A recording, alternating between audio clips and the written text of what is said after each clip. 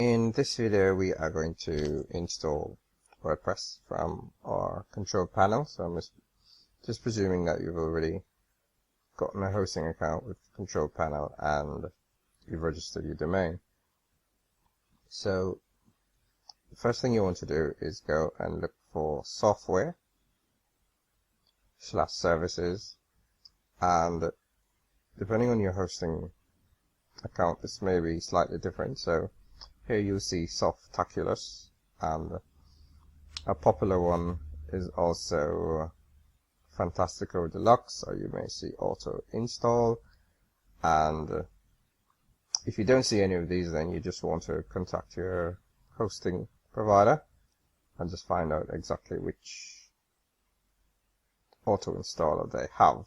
They all basically pretty much work the same. So so I'm just going to go ahead and use Softaculous because that's the software that is available in this hosting account.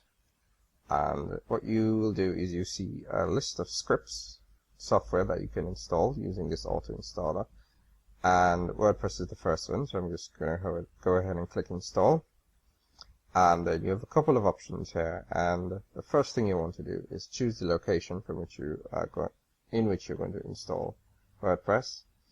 So you go through your domains, and in this case I'm going to install on wpvideopsychic.com, and the next thing is the directory in which you're going to install WordPress. Now if you leave this area blank, then it will install in the root of your domain. So in this case it would install at wpvideopsychic.com. But if you type something in this area, such as news or blog, then it will install at wpvideopsychic.com / and blog, and that will be the location of your site.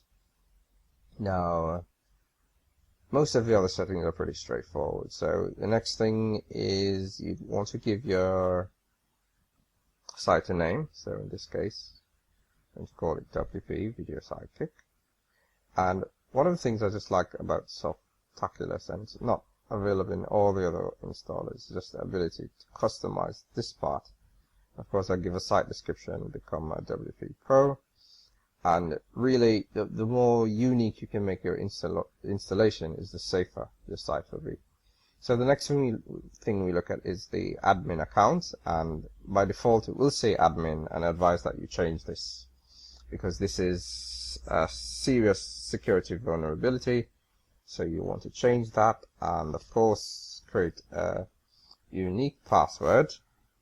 Now, because this is a demonstration video, I'm just going to leave it the username as admin and just create a password, because of course I'm not going to use this for any serious purposes. And you just want to add your email, and this will be used